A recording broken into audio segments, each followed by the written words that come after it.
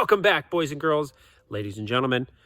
And this is Little Pilgrim's Progress. I am Pastor Matt, and I'm so excited to see you tonight. Sorry for the delay in the video.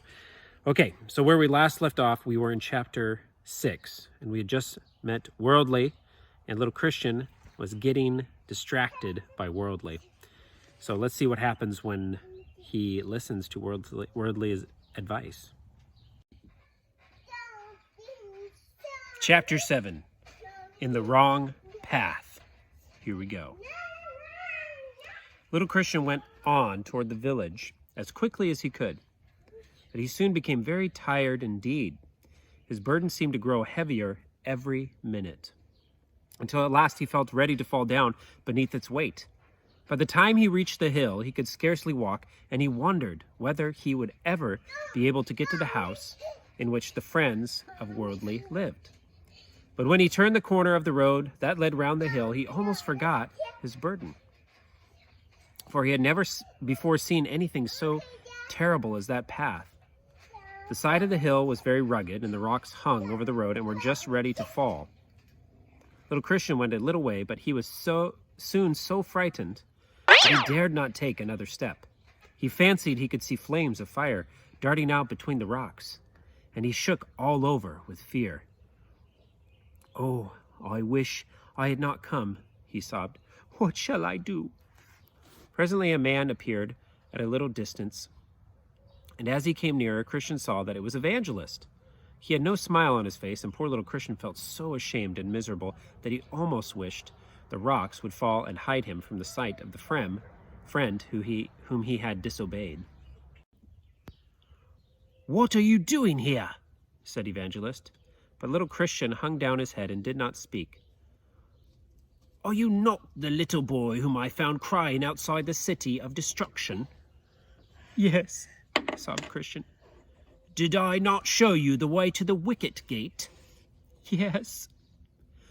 "Then how is it you are here? For this is not the way to the gate." "Oh, I did not mean to do wrong, but I met a boy who told me I could get rid of my burden in the village. And I was so tired, I thought I would come, but I am sure the hill will fall on me. What's happening?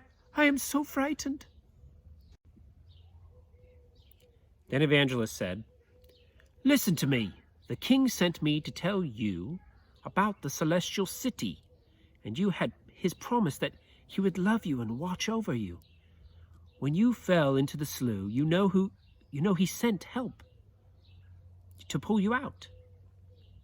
And you have read in your book that he will always take care of those who trust in him.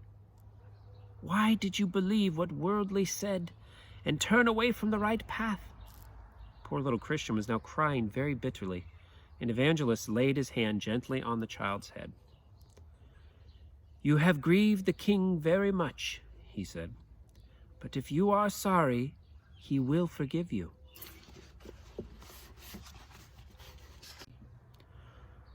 "I will never be naughty again," cried little Christian. I am very, very sorry indeed. But are you sure that the king will forgive me?" "Yes, the king will always forgive you, for the sake of his dear son who loved the little children." And may I go back to the wicket gate, or will the man turn me away?" "The king does not allow him to turn away anyone. You have only to knock, and he will open the gate for you at once. Take my hand, and I will go with you past the hill." Little Christian wiped away his tears and was very glad to put his hand in Evangelist and be led back into the fields. The hill with its terrible overhanging rocks was soon left behind, and the light above the wicket gate could be clearly seen. "If you make haste," said Evangelist, "you will reach the gate before it is dark, and you can stay there and rest until morning." Then, with a kiss and a smile, he told the child goodbye, and little Christian started once more on his journey. Chapter 8. Little Christian enters the wicket gate. The sun was setting when little Christian reached the wicket gate. He walked very quickly, for he did not wish to be in the fields after the darkness came on, and he was now so tired that he felt very glad indeed to see the gate quite close to him. It stood in a beautiful stone archway, and over it hung a lamp, which burned so brightly that its light could be seen even when the sun was shining. Round the top of the arch some words were carved upon the stone, and little Christian stopped to read them. The words were these: "Knock, and it shall be opened to you." Thought little Christian, what does that mean? He read it again. "Knock, and it shall be opened unto you." That was just what Evangelist said, thought Christian, and he began to knock upon the door. He listened, but he could not hear anyone coming, so he knocked again. And in a few minutes, the door was opened by a man who looked something like Evangelist. He wore the same kind of long robe, and his face was grave and quiet. He smiled when he saw Christian and said, "Who is this little child?" "Oh, I am little Christian," replied the boy. "May I come in?" "Are you come from the city of destruction?" asked the man whose name was Goodwill. "Yes, and I wish to go to the king." Then Goodwill opened the gate quite wide and took little Christian by the hand. As he was stepping in, Goodwill gave him a pull. "Why did you do that?" asked Christian, and Goodwill answered, "The wicked prince has a castle very near to this gate, and when he sees anyone leaving his country and entering the way of the king, he commands his soldiers to shoot arrows at him." Little Christian looked out and saw the arrows lying upon the ground. He felt very pleased to see Goodwill close to the door. "Now I am safe." Goodwill led him into his house, which was just beyond the gate, and made him sit down to rest while he prepared some food for him. "Who told you the way to the gate?" he asked. "Evangelist. And he said you would tell me where to go next." "Yes, I will tell you. But how is it that you came alone? Have you no father or mother?" "Well, my mother is with the king, and my father has so much to do that he cannot spare time for a journey. So I was obliged to come by myself." If your mother is with the king, she must have passed through this gate. No doubt you will hear of her as you go on your way." "Do you think I shall?"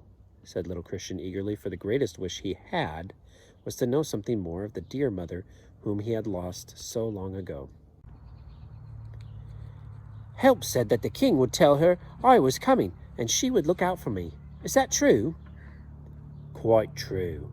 You will not see her until you reach the celestial city, but she will often be able to see you. Have you come straight from home? Did not the boys try to persuade you to stay with them?"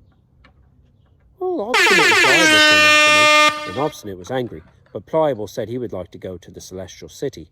Then we fell into the slough, and he was scared, so he went back again. I thought I should never get out, but help came, and he was very good to me." "And what then?" Little Christian blushed. "I was as bad as Pliable, for when I met Worldly, I listened to him and turned away toward the village. The road was so dreadful, and I was afraid the rocks would crush me, but Evangelist found me and brought me back into the fields again." "And now you have entered the king's gate, and you are one of his little pilgrims, aren't you? Well, tonight you must sleep here, and tomorrow I will show you the way to the celestial city." 9. Little Christian visits the interpreter. When the morning came, little Christian felt quite rested and ready for another day's journey. Goodwill brought him out and showed him a narrow pathway which went straight across the plain. "Are there any turnings? How shall I know if I come to a place where there are 2 roads?" "The way of the king is always quite straight," said Goodwill, "and all the paths that lead out of it are crooked. and the wrong paths are generally wide, while the right path is narrow. If you look carefully, you will not mistake it. I wonder whether you could unfasten my burden for me, asked little Christian. I could walk so much better without it. I cannot do that. You must carry it patiently until you come to the cross, and then it will fall off, and you will never see it again. Oh, how glad shall I be. Are there any other houses on the way beside this one? Yes, about the middle of the day you will pass the house of the interpreter. He is very kind, and if you ask to see him, he will show you many wonderful things. The morning was bright and pleasant, and little Christian enjoyed his walk very much. The birds were singing so merrily that he felt as if he must sing with them, and the air was so fresh and sweet that it seemed to take away all the weariness that had troubled him in the city of destruction. There is nothing to hurt me here, he thought. Worldly did not speak the truth when he said, I should be frightened. Just when he was beginning to think that he would like to rest for a little while, he saw a large house standing near the road, and he knew that it must be the house of the interpreter. He went up to the door and knocked, and presently a servant came to ask what he wanted. I am little Pilgrim, he said, on my way to the king's city. I stayed at the wicket gate last night, and Goodwill told me that the master of this house is his friend. May I speak to him? The servant went back and called his master, and soon the interpreter came out. He was an old man with a tall figure, a long white beard, and Christian thought he looked very wise. He put his hand on the child's head, saying, What can I do for you, my little boy? Would you mind showing me some of your wonderful things? Asked little Christian. He spoke timidly, for he could not help thinking that, although the interpreter might be pleased to have grown-up visitors at his house, a little pilgrim, like himself, would perhaps be in the way. Goodwill told me I might come to see you, he added. The interpreter smiled. Goodwill is my friend, he said. Are you one of the king's little pilgrims? Come in, and I will find something that you will like to see. He took Christian's hand and led him into the hall, where the servant was still waiting. The interpreter asked for a lamp, and when it was brought to him, he opened the door of a large room. Curtains were drawn before the windows, but the light of the lamp filled all the room with brightness. On the wall opposite the door hung a picture, and when little Christian saw it, he clasped his hands and stood quite still. It was the picture of a man whose face was more beautiful than anything that little Christian had ever imagined.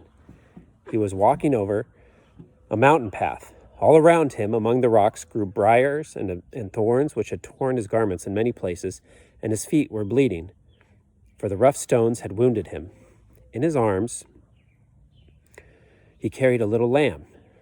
It was tired and had laid its head upon his shoulder. And he was looking down at it with gentle, loving eyes. Underneath the picture in letters of gold were written these words: He shall gather the lambs with his arm and carry them near his heart. Little Christian thought for a long time about what that phrase meant. He read it again and thought about it some more, saying to himself, He shall gather the lambs with his arm and carry them near his heart. He decided to ask interpreter about this phrase. Was the lamb lost? You're again. Was the lamb lost? Asked little Christian. Yes, replied the interpreter, lost and ready to die. Do you not see how tired it looks, and how its fleece is torn and soiled? But the good shepherd heard its cry, and he never rested until he had found it, and then he brought it home in his arms. It must have been a hard path. The stones have cut his feet. It was a very hard path, but he did not mind that, because he loved his little lamb. I have shown you this picture first, because the good shepherd is our King's own son. And just as the shepherd loves his flock, so he loves the pilgrim. The little pilgrims are like the lambs.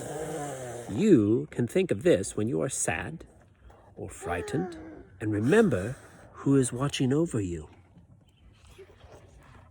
I am a little pilgrim, said Christian, looking up at the interpreter.